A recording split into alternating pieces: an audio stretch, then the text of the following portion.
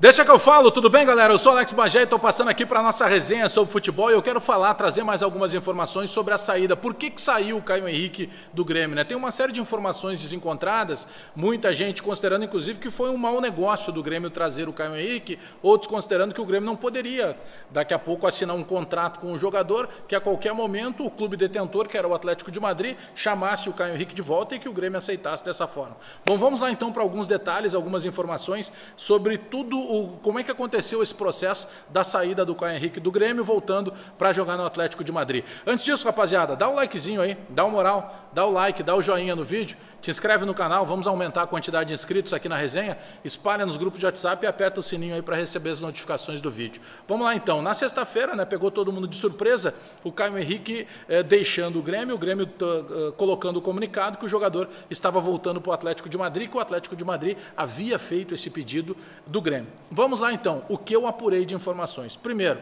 o Grêmio não era obrigado a devolver ao Atlético de Madrid neste momento o Caio Henrique.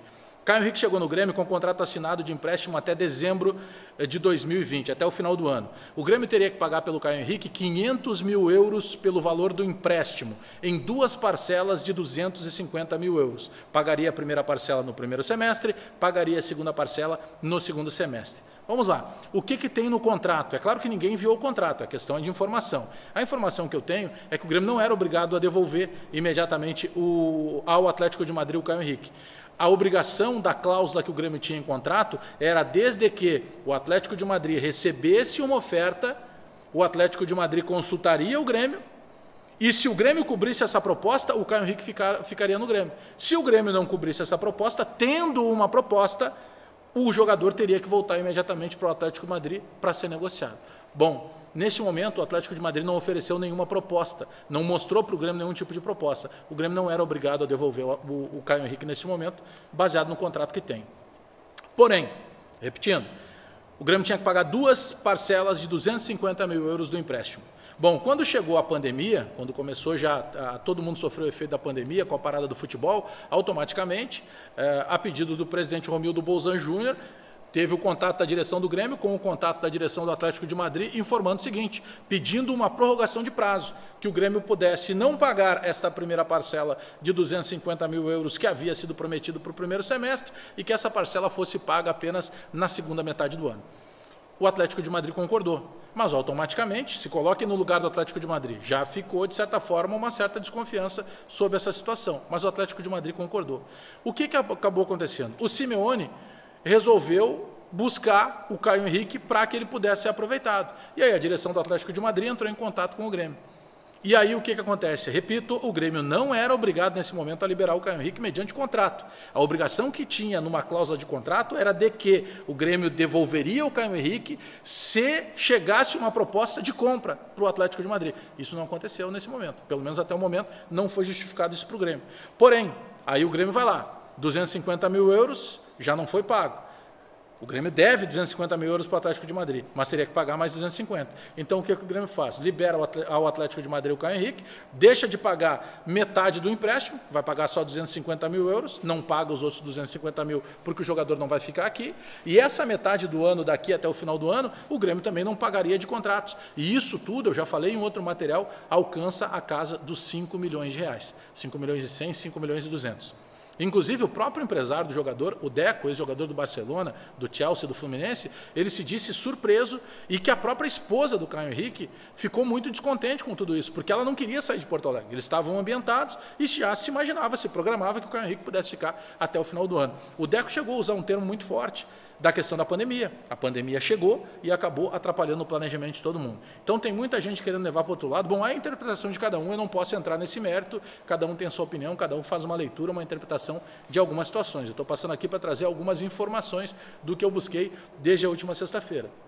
O Grêmio não fez força para ficar com o Caio Henrique justamente porque acaba economizando cerca de 5 milhões de reais. Inclusive no outro vídeo que eu acabei fazendo aqui no canal, trazia lá a minha informação de que o Grêmio não vai contratar, porque a justificativa da direção é exatamente essa. Não se tem sequer certeza da volta dos calendários. Vai se contratar jogador para quê? E esse foi o cálculo usado também no momento de não brigar com o Atlético de Madrid. Repito, por contrato, o Grêmio não tinha a obrigação, neste momento, de devolver ao Atlético de Madrid o Caio Henrique. O Grêmio poderia bater o pé, como se diz lá em Bagé, e ficar com o jogador. Mas aí o Grêmio olha, poxa, eu já não consegui pagar metade do empréstimo que eu tinha combinado. Eu tenho metade do ano de salários. Aí põe tudo no papel e isso aí passa dos 5 milhões de reais.